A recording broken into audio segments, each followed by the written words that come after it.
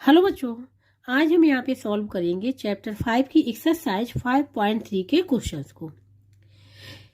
ये क्वेश्चंस जो है वो प्रॉफिट एंड लॉस के क्वेश्चंस हैं। ठीक है, तो सबसे पहले हम आप लोगों को बताएंगे प्रॉफिट एंड लॉस के बारे में, उसके बाद इस एक्सरसाइज के क्वेश्चंस को सॉल्व करेंगे। अब यहाँ पे some important points of profit and loss के कुछ इंपॉर्टेंट पॉइंट्स हैं यहाँ पे। कॉस्ट प्राइस क्या होती है इसके बारे में बताएंगे। कॉस्ट प्राइस को हम लोग रिप्रेजेंट करते हैं सीपी से। कॉस्ट प्राइस, ठीक है, the price at which an article is purchased. जिस प्राइस पे आर्टिकल को परचेज किया जाता है उसको बोलते हैं हम लोग कॉस्ट प्राइस। ठीक है, इसके बाद हम लोग बात करेंगे सेलिंग प्राइस, इसको रिप्रेजेंट करते हैं YSP। ठीक है, the price at which an article is sold. जिस प्राइस पे आर्टिकल को सोल्ड किया जाता है उसको बोलते हैं हम लोग सेलिंग प्राइस। ठीक है, अब प्रॉफिट हम लोग कैसे फाइंड आउट करेंगे। प्रॉफिट के लिए क्या होता है, selling price minus cost price. ठीक है, selling price minus cost price तो हो जाएगा प्रॉफिट। और लॉस हमारा कैसे होगा, ठीक है, लॉस के लिए फार्मूला है cost price minus selling price. जो कॉस्ट प्राइस है उसमें से सेलिंग प्राइस को क्या कर देंगे, माइनस कर देंगे, तो हमारा लॉस का उसमें निकलेगा। ठीक है, अब यहाँ पे बात करेंगे ओवरहेड्स क्या होते हैं। तो व्हेन एन बायर या vendor has to spend some money on labour और maintenance of the purchase articles, these extra expenditure are called overhead. Overheads क्या होता है कि जब कोई चीज परचेज करने के बाद उस पर अगर मेंटेनेंस या उसको रिपेयर कराने पे जो एक्स्ट्रा चार्जेस लगते हैं, ठीक है, जो एक्स्ट्रा खर्चा होता है उसको बोलते हैं ओवरहेड्स। और ये काउंट किया जाता है किसमें, कॉस्ट प्राइस में। ठीक है, तो जैसे cost price is equal to price of articles plus overheads. तो कॉस्ट प्राइस जब हम लोग लिखेंगे तो जो खर्चा हुआ है मेंटेनेंस या रिपेयर में उसको भी ऐड करेंगे तो वो हमारी टोटल कॉस्ट प्राइस निकल के आएगी। तो price of article plus overheads. अब यहाँ पे प्रॉफिट परसेंटेज अभी बताया, प्रॉफिट कैसे निकालते हैं, selling price minus cost price. ठीक है, अब ये निकाला प्रॉफिट परसेंटेज। तो परसेंटेज निकाले क्या करेंगे, जो प्रॉफिट निकाला है, ठीक है, प्रॉफिट निकाला था हमने, यहाँ पे देखो बता रहे हैं प्रॉफिट कैसे निकाला। प्रॉफिट निकाला था यहाँ पे selling price minus cost price. ठीक है, ये प्रॉफिट का था, तो इस प्रॉफिट को हम लोग यहाँ लिख देंगे divide by cost price multiply 100, इस प्रकार से निकलेगा। ठीक है, तो प्रॉफिट परसेंटेज निकालने के लिए ये फार्मूला है। अब यहाँ पे लॉस निकालना है। ठीक है, तो लॉस के लिए क्या करेंगे, जो लॉस होगा उसको ऊपर रख देंगे और कॉस्ट प्राइस से डिवाइड कर देंगे, मल्टीप्लाई 100 कर देंगे। तो लॉस के लिए फार्मूला क्या था, लॉस होगा हमारा कब, जब हम cost price minus selling price करेंगे। ठीक है, ये हो जाएगा लॉस का। तो ये कुछ फार्मूले हैं जो याद करने पड़ेंगे। ठीक है, इसके बाद हम लोग एक्सरसाइज को सॉल्व करेंगे। तो अब यहाँ पे बात करेंगे एक्सरसाइज 5.3 के क्वेश्चंस को। सबसे पहले बात करेंगे इसके फर्स्ट क्वेश्चन को, ठीक है, जो कि MCQ में यहाँ पे गिवन है। फर्स्ट पार्ट है इसका, a vendor bought oranges at ₹26 per dozen and sold them at 5 for ₹13। His gain percentage, इसका गेन परसेंटेज फाइंड आउट करना है यहाँ पे। अब इस क्वेश्चन में vendor bought oranges at ₹26 per dozen means 1 dozen की कॉस्ट जो है क्या है, ₹26 है। ठीक है, और यहाँ पे जो उसने सोल्ड किए हैं वेंडर ने ओनली 5 ऑरेंज सोल्ड किए हैं फॉर ₹13। ठीक है, तो यहाँ पे इसका गेन परसेंटेज फाइंड आउट करना है। ये है फर्स्ट पार्ट, इसका सॉल्व करेंगे। ठीक, क्वेश्चन नंबर 1 का एक्सरसाइज 5.3। तो जो गिवन है सबसे पहले वो लिख लेंगे। ठीक है, तो यहाँ पे अब हम लोग लिखेंगे cost price of 1 dozen oranges is equal to ₹26। 1 dozen is equal to होता है 12। ठीक है, 1 डजन इज इक्वल टू होता है 12। तो यहाँ पे जो कॉस्ट दी गई है वो 12 ऑरेंजेज की दी गई। तो अब हम यहाँ पे लिख लेंगे cost price of 12 oranges is equal to ₹26। अब यहाँ पे जो कॉस्ट प्राइस हम लोग निकालनी पड़ेगी वो निकालनी पड़ेगी फॉर 1 ऑरेंज की। तो 12 ऑरेंज की पता है 26 है, तो 1 ऑरेंज के लिए निकालेंगे तो यहाँ पे फिर लिखेंगे cost price of 1 orange equal to ₹26 divide by 12। इसको सिंप्लीफाई कर लें, 2 से डिवाइड हो जाएगा, 2 1 जा, 2 3 जा और 2 6 जा, तो ये हो जाएगा ₹13/6। ये कॉस्ट आ गई 1 ऑरेंज की। इसको हम यहाँ पे रबर कर ले रहे हैं, 13 से डिवाइड कर दे रहे हैं, ठीक है। तो 6 2 जा 12, 1 आ जाएगा, पॉइंट लगा 0, 6 बन जा 6, ठीक है। तो यहाँ आ जाएगा 4, फिर पॉइंट लगा 0 आ जाएगा, 6 6 जा 36, ठीक है, ये आ जाएगा। तो ये आ गया इसकी वैल्यू, ये आ गई ₹2.16। मीन्स 1 ऑरेंज की जो कॉस्ट आई निकल गई, वो निकल के आई 2.16 यहाँ पे, ठीक है। अब यहाँ पे हम लोग लिखेंगे सेलिंग प्राइस ऑफ 5 ऑरेंज की, ठीक है, दी गई है क्योंकि 5 ही ऑरेंज सोल्ड किए गए, तो लिखेंगे सेलिंग प्राइस ऑफ 5 ऑरेंजेज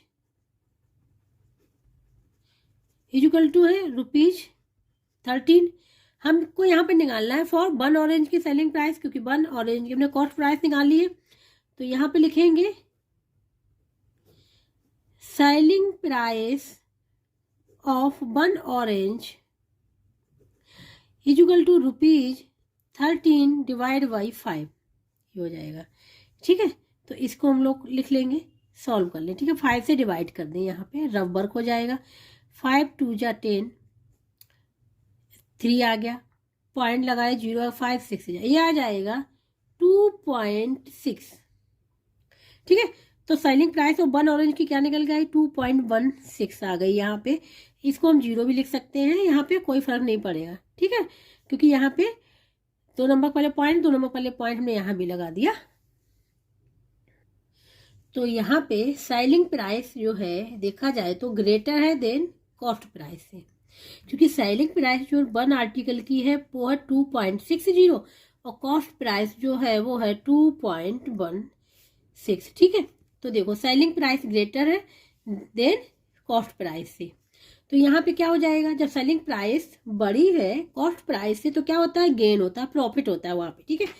तो यहाँ पे सेलिंग प्राइस तो प्रॉफिट निकालना है, ठीक है। ये तो पता चलेगा कि सेलिंग प्राइस ग्रेटर है कॉस्ट प्राइस से, तो प्रॉफिट निकालना है यहाँ पे। इसके मतलब क्या हुआ, यहाँ पे प्रॉफिट हुआ, ठीक है, ये ठीक है। इसका मतलब क्या हुआ, प्रॉफिट हो गया, ठीक है। अब इस प्रॉफिट की वैल्यू फाइंड आउट करनी है, तो प्रॉफिट निकालने के लिए क्या करेंगे, प्रॉफिट के लिए फार्मूला तो प्रॉफिट इक्वल टू होता है selling price minus cost price, ये होता है प्रॉफिट का फार्मूला, ठीक है। सेलिंग प्राइस 2.60 और कॉस्ट प्राइस 2.16, इसको माइनस कर लेंगे, तो यहाँ पे देखो रबर 2.60 2.16 माइनस करें, यहाँ पे 0 है तो 10 आ जाएगा, तो 4 आ जाएगा, यहाँ 5 में से 1 जाएगा तो 4 आ जाएगा, यहाँ 0 आ जाएगा, पॉइंट यहाँ पे लगा रहेगा क्योंकि 2 नंबर के पहले पॉइंट है वो एजिटेज रहेगा, तो 0.44 आ गया, प्रॉफिट इतना आ गया, ठीक है। अब गेन परसेंटेज, गेन या प्रॉफिट बात एक ही है, तो यहाँ पे प्रॉफिट परसेंटेज फाइंड आउट करना है, ठीक है।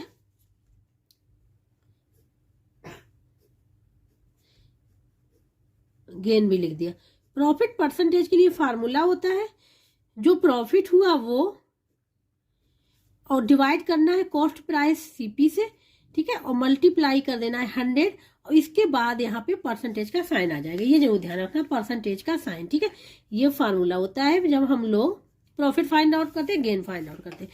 तो यहाँ पे तो फाइंड आउट करना है, तो प्रॉफिट कितना आया है 0.44 डिवाइड बाई कॉस्ट प्राइस है यहाँ पे 2.16 और मल्टीप्लाई 100 और परसेंटेज का साइन बाहर, इसको सिंप्लीफाई करना है बस।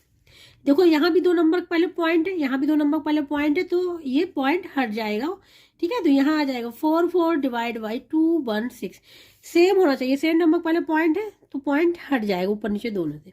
अब यहाँ पे मल्टीप्लाई करना है 100 और ये परसेंटेज का साइन एज इट इज रहेगा। तो इसको अब सॉल्व करेंगे, तो इसको सबसे पहले 2 से करेंगे, 2 2 जा 2 2 जा हो जाए। अब यहाँ पे 2 बन जा और यहाँ पे 1 में जाएगा नहीं, 0 आ जाएगा, 2 3 जाए, ये आ जाएगा। यहाँ पे हो जाएगा 8, ठीक है 8 होगा क्योंकि यहाँ 1 6 हो जाएगा तो 2 8 जा हो जाएगा, तो ये हो जाएगा। ठीक है, ये निकल के आ गया, दोबारा लिख ले रहे हैं 22 मल्टीप्लाई 100 डिवाइड बाई 108 और परसेंटेज का साइन एज इट इज। ठीक है, ये हो जाएगा। इसको सॉल्व करेंगे, फिर 2 से 2 बन जा और यहाँ पर 2 5 जा 2 4 जा। ठीक है, अब यहाँ पे फिर 2 से करेंगे, 2 2 जा और 1 बचेगा, 2 7 जा हो जाएगा, 14 हो जाएगा। अब यहाँ पे हो जाएगा 2 5 जा। ठीक है, ये आ गया। तो इसको हमने यहाँ पे लिख लिया 11 मल्टीप्लाई 50 डिवाइड बाई 27 और ये परसेंटेज में यहाँ पे चलेगा, ये हो जाएगा। ठीक है, तो ये हो जाएगा यहाँ पे 550 डिवाइड बाई 27 परसेंटेज। इसको अब हम लोग सॉल्व कर लेंगे। ठीक है, डिवाइड कर लेते, तो यहाँ पे आप रब वर्क कर ले रहे हैं 27 डिवाइड बाई 550, ये हो जाएगा। ठीक है, तो यहाँ पे कितने टाइम जाएगा, ये 2 टाइम जाएगा यहाँ पे।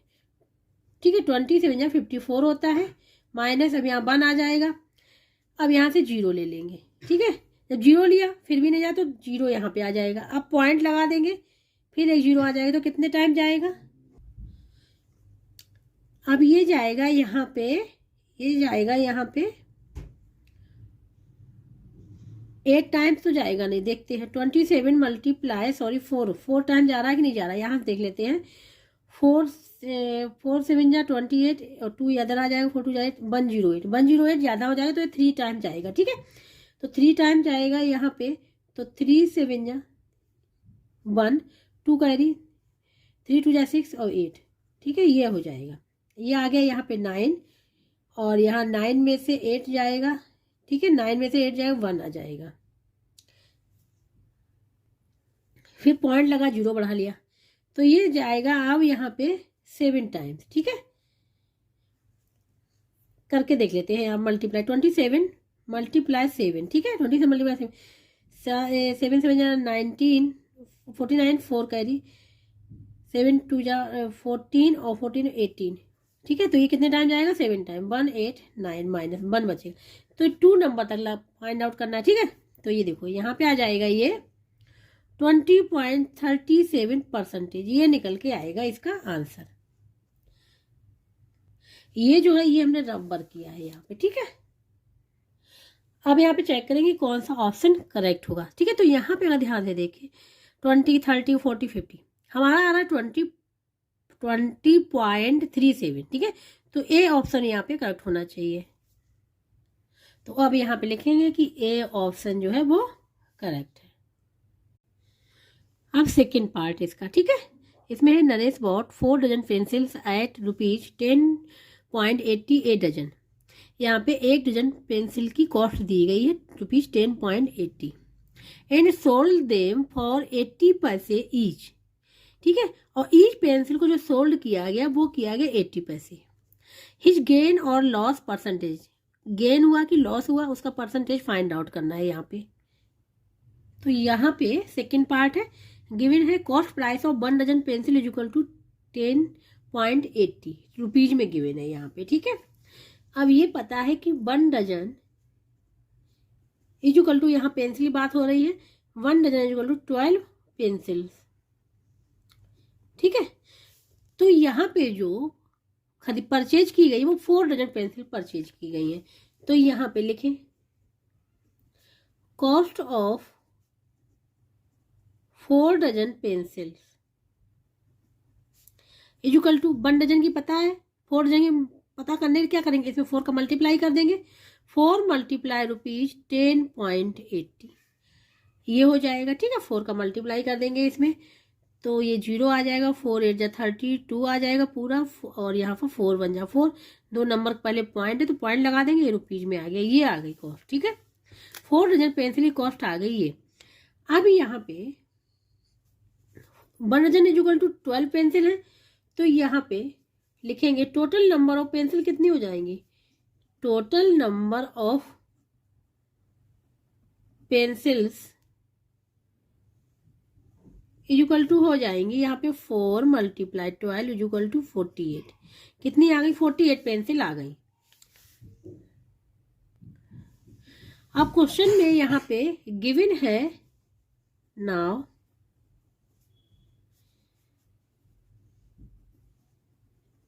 Selling price of 1 pencil, 1 pencil equal to है ₹80 पैसे। कितना, 80 पैसे। ठीक है, 80 पैसे है सेलिंग प्राइस ऑफ 1 पेंसिल की, 80 पैसे है। तो हमको कितने की निकालनी है, 48, क्योंकि कॉस्ट प्राइस 48 की निकाली है तो 48 की हम लोग सेलिंग प्राइस भी निकालेंगे यहाँ पे। तो अब यहाँ पे लिखेंगे selling price of 48 pencil equal to, इसे मल्टीप्लाई कर देंगे तो इसमें आ जाएगा 48 × 80 पैसे, ये आ जाएगा। इसका मल्टीप्लाई करेंगे तो यहाँ पे 0 पहले से, 0 यहाँ पे लिख लिया। ठीक है, 0 पहले से 0 लिख लिया यहाँ पे। 8 का मल्टीप्लाई 8 64, 4 आ जाएगा, 6 कैरी चला जाएगा, 8 हो जाएगा 32, 32 और 6 हो जाएगा 38। ठीक है, ये आ गया है पैसे में। अब हम इसको कन्वर्ट कर ले रुपीज में, किसमें, रुपीज में कन्वर्ट कर ले, या फिर जो ऊपर रुपीज था इसको पैसे में कन्वर्ट कर ले, क्योंकि हमको सेम यूनिट रखना है, चाहे पैसे चाहे रुपीज। तो इसको कन्वर्ट कर ले रहे हैं रुपीज में। 1 रुपीज इक्वल टू 100 पैसे। ठीक है, तो इसको रुपये में कन्वर्ट करने के लिए क्या करेंगे, इस 100 से डिवाइड कर देंगे। तो इसको हम लोग लिख सकते हैं, ये हमने बताया है। ठीक है, इसको हम लोग डिवाइड कर दें 3840 को 100 से, तो ये किस में आ जाएगा, रुपीज में आ जाएगा। ठीक है, पैसे से। अब यहाँ पे 2 0 हैं तो इसको हटाने के लिए क्या करेंगे, 2 नंबर के पहले पॉइंट लगाना पड़ेगा, और पॉइंट हम लोग कहाँ से लगाते हैं, वो हम लेफ्ट साइड से स्टार्ट करते हैं। ठीक है, तो हो जाएगा ₹3840 1 2 2 0 है तो यहाँ पे लग जाएगा। तो ये रुपीज आ गए इतने, मीन्स सेलिंग प्राइस क्या हो गई है यहाँ पे 38.40 हो गई है 48 पेंसिल की, मीन्स 4 डजन पेंसिल की सेलिंग प्राइस क्या हो गई, इतनी हो गई है। ठीक है, अब कॉस्ट प्राइस क्या थी, देखो कॉस्ट प्राइस जो थी 43.20 थी, तो कॉस्ट प्राइस ज्यादा है, सेलिंग प्राइस कम है। तो यहाँ पे क्या हुआ, यहाँ पे लॉस हुआ है। तो यहाँ पे अब हम लोग लिखेंगे, अब क्लियरली है कि सेलिंग प्राइस लेस है than cost price, means cost price is greater than selling price. तो क्या हो जाएगा, तो यहाँ पे क्या होगा, यहाँ पे लॉस होगा। तो लिखेंगे सो देयर इज लॉस, क्या हो जाएगा, लॉस हो जाएगा। अब लॉस को फाइंड आउट कैसे करेंगे, तो इसके लिए फार्मूला होता है loss is equal to CP minus SP, ये फार्मूला होता है लॉस फाइंड आउट करने का। तो लॉस यहाँ पता चल गया कि यहाँ पे लॉस हो रहा है, तो यहाँ पे लिखा है loss is equal to CP minus SP। Cost price में से सेलिंग प्राइस को माइनस कर देना है। तो कॉस्ट प्राइस जो थी इसकी वो थी ₹43.2। ठीक है, माइनस सेलिंग प्राइस जो है यहाँ पे ₹38.40, ये है, इसको माइनस कर देंगे। अब यहाँ पे रबर कर ले रहे हैं 43.20 कर ले रहे हैं हम लोग यहाँ पे, क्योंकि 2 नंबर 20 यहाँ भी है पॉइंट से। ठीक है, तो यहाँ पे 38.40 माइनस कर देना है, तो 0 यहाँ आ जाएगा, 12 में से 8 4 जाएगा तो 8 पॉइंट लगा रहेगा। अब यहाँ पे आ गया 2 में से 8, 12 में से 8 4 आएगा। ठीक है, तो यहाँ पे 4.80, ठीक है, क्या आ गया 4.80, ये निकल के आ जाएगा। तो ये हो जाएगा ₹4.8, ये तो निकल आया लॉस। ठीक है, अब यहाँ पे फाइंड आउट करना है कि इसका परसेंटेज, लॉस का परसेंटेज फाइंड आउट करना है। तो इसके लिए अब फार्मूला यहाँ पे यूज करेंगे। फार्मूला होता है लॉस परसेंटेज फाइंड आउट कर, लॉस परसेंटेज इक्वल टू होता है loss divide by cost price multiply 100, और यहाँ परसेंटेज का साइन हो जाए, क्योंकि परसेंटेज फाइंड आउट करना है। तो लॉस यहाँ पे निकल के आया है 4.8, और कॉस्ट प्राइस है यहाँ पे 43.2 मल्टीप्लाई 100 और ये हो जाएगा परसेंटेज में। इसको सॉल्व करना है, इसको हम सॉल्व करते हैं। देखो 48 डिवाइड बाई 432 मल्टीप्लाई 100 और ये परसेंटेज में। इसको सॉल्व करेंगे, इसको सॉल्व 2 से करते हैं, ठीक है। 2 2 जा 2 4 जा, ये 2 2 जा और यहाँ पे हो जाएगा 3 है तो 2 बन जा 2 और 1 जा 2 6 जा, फिर हो जाएगा, ठीक है। तो ये आ गया, फिर लिख दे रहे हैं 24 मल्टीप्लाई 100 डिवाइड बाई 216, यहाँ परसेंटेज का साइन, ठीक है। इसको सॉल्व करना है तो इसको हम लोग 3 से सॉल्व कर ले रहे हैं।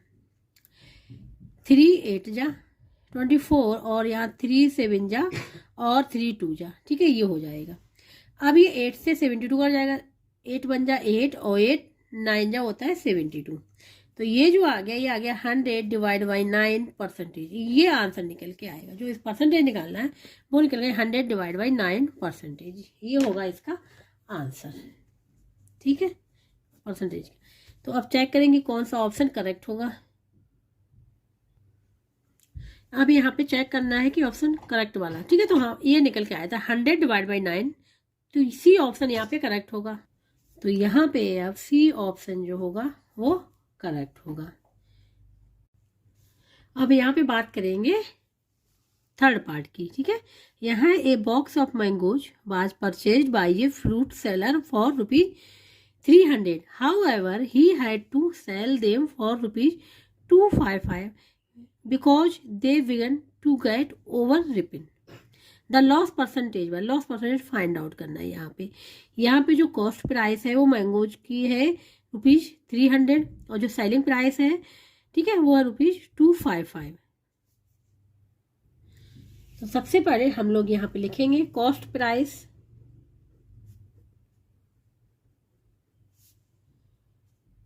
ऑफ मैंगोज इक्वल टू है ₹300, ठीक है।